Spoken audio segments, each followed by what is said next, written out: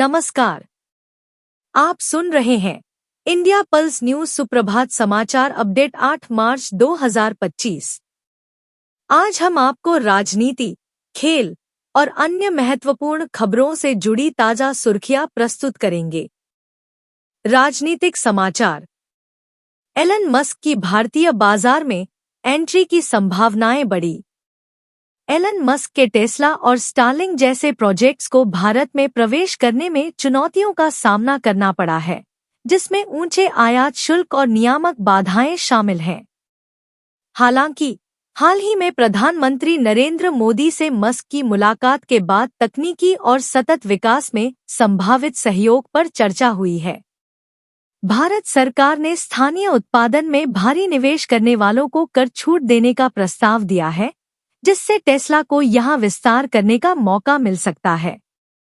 हालांकि भारतीय इलेक्ट्रिक वाहन निर्माता कंपनियों से मिलने वाली प्रतिस्पर्धा और उपग्रह इंटरनेट सेवाओं से जुड़े सख्त टेलीकॉम नियम मस्क के लिए चुनौती बन सकते हैं।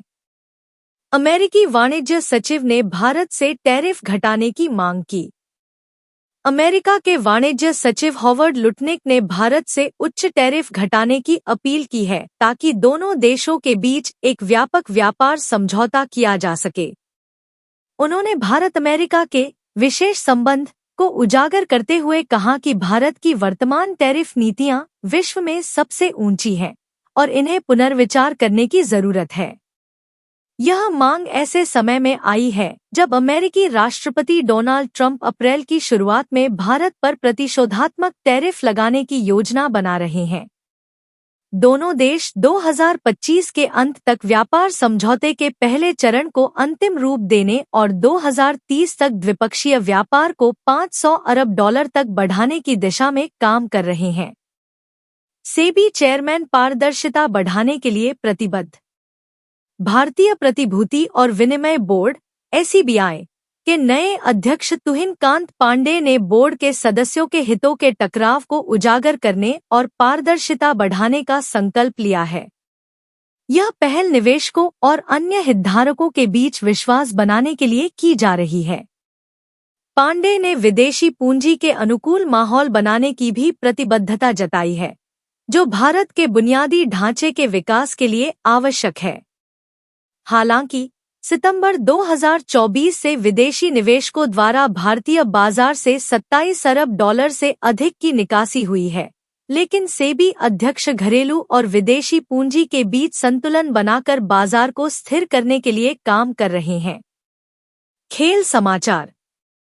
चैंपियंस ट्रॉफी फाइनल में भारत और न्यूजीलैंड आमने सामने। भारत रविवार को दुबई में न्यूजीलैंड के खिलाफ चैंपियंस ट्रॉफी के फाइनल में अपनी तीसरी खिताबी जीत हासिल करने की कोशिश करेगा।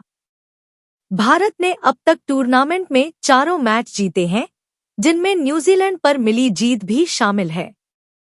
कोच गौतम गंभीर ने टीम के आत्मविश्वास को मजबूत बताया, जबकि कप्तान रोहित शर्मा ने खिलाड़ियों के प्रदर्शन की सराहना की।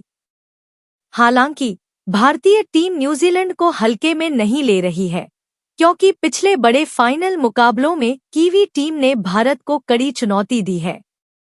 न्यूजीलैंड के कप्तान केन विलियमसन ने इस मैच को एक रोमांचक अवसर बताया है, खासकर सेमीफाइनल में दक्षिण अफ्रीका पर शानदार जीत के बाद। भारत में आयोजित होगा दूसरा एशियन योगासन चैंपियनशिप। युवा मामले और खेल मंत्रालय, भारतीय खेल प्राधिकरण (SAI) और योगासन भारत के संयुक्त प्रयास से 29 से 31 मार्च 2025 तक नई दिल्ली के इंदिरा गांधी एरिना में दूसरा एशियन योगासन चैंपियनशिप आयोजित किया जाएगा। इस चैंपियनशिप का उद्देश्य योगासन को एक वैश्विक खेल के रूप में बढ़ावा देना है, जिसमें एशिया भर से शीर्ष एथलीट अपनी प्रतिभा और अनुशासन का प्रदर्शन करेंगे। यह आयोजन योगासन को ओलंपिक में शामिल करने के प्रयासों की दिशा में एक महत्वपूर्ण कदम माना जा रहा है। गुलमर्ग में खेले जाएंगे खेलो इंडिया विंटर गेम्स 2025। खेलो इंडिया विंटर गेम्स 2025 का आयोजन 9 से 12 मार्च तक जम्मू कश्मीर के गुलमर्ग में किया जाएगा। पर्याप्त बर्फबारी न होने के कारण यह आयोजन पहले स्थगित कर दिया गया था, लेकिन हालिया मौसम परिवर्तन ने अब इसके लिए अनुकूल परिस्थितियां बना दी हैं। इस बार प्रमुख खेलों में alpine skiing, ski mountaineering, snowboarding और नॉर्डिक स्कीइंग शामिल होंगे, जो कोंगडोरी और गुलमर्ग क्लब में आयोजित किए जाएंगे। यह आयोजन भारत में विंटर स्पोर्ट्स को बढ़ावा देने और जम्मू कश्मीर को एक प्रमुख विंटर स्पोर्ट्स डेस्टिनेशन के रूप में स्थापित करने के लिए महत्वपूर्ण साबित होगा। आज के समाचार यहीं समाप्त होते हैं। आगे के अपडेट्स के लिए इस चैनल को लाइक और सब्सक्राइब करें। धन्यवाद और आपका दिन शुभ हो।